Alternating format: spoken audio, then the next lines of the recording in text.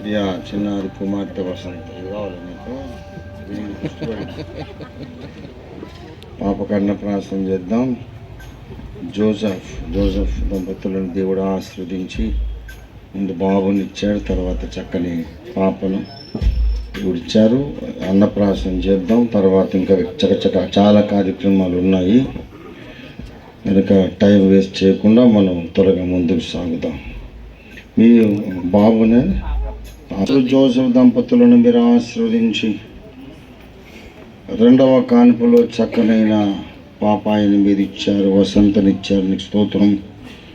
తల్లి గర్భంలోండి పుట్టిన మొదలుకొని స్వతంత్ర వ్యక్తిగా పాపను మీరు వయసుకు తగిన విధంగా ఆరోగ్యము బలము అనుగ్రహించి వర్ధిల్ల చేస్తూ ఎదుగుదలలో ఒక ముఖ్య ఘట్టమైనటువంటి అన్నప్రాసన ఘట్టానికి మీరు నడిపించినందుకు నీకు స్తోత్రం చెల్లిస్తున్నాం. పాపను ఆస్వాదించండి. నీ పరిశుద్ధ శిలువ రక్తముతో శిలువ గుర్తు వేసి ప్రతిష్ఠిస్తున్నాము.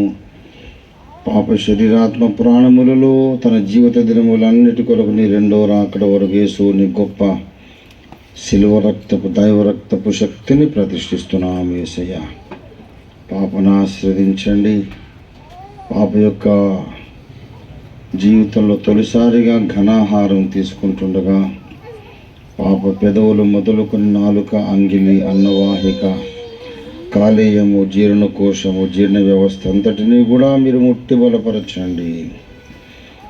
తొలిసారిగా పాప తీసుకుంటున్న ఈ ఘనాహారంలో కూడా నీ పునరుద్ధాన బలము, శక్తి, ఆరోగ్యం నింపండి. పాప ఇది మొదలుకొని ఎప్పుడూ కూడా ఈ రెండవ రాకడ వరకు ఎప్పుడు ఎక్కడ ఎలాంటి ఆహారం తీసుకున్నా ఎలాంటి ఇబ్బంది లేకుండా, వికటించకుండా, అజీర్తి చేయకుండా చక్కగా జీర్ణమైపోయి పాపకు బలము చేకూరి ఆ బలము నీ మహిమార్థం వాడబడుటకు సహాయం చేయమని ప్రార్థిస్తూ తండ్రి, కుమార, పరిశుద్ధాత్మ త్రియేక దేవుని ఏకనామమైన యేసు నామంలో జీవాహారము నేనే, నన్ను తినండి అని చెప్పిన దయామయుడు యేసయ్య నామంలో చిన్నారి బిడ్డ వసంతకు అన్నప్రాసన చేస్తున్నాం తండ్రి. ఆమేన్, ఆమేన్, ఆమేన్. తండ్రి, కుమార, పరిశుద్ధాత్మ నామమున ఆమేన్. Good good good. తినమ్మా, బాగుందిరా, బాగుంది, తిను. గుడ్. మమ్మీ డాడీ పెట్టండి, దైవజనులు పెట్టండి. రైట్, అలర్ట్ వస్తారు బేటా.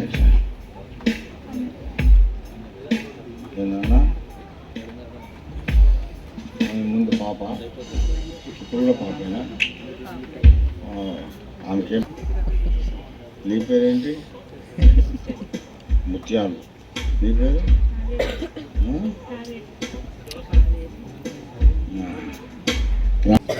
ముత్యాలు.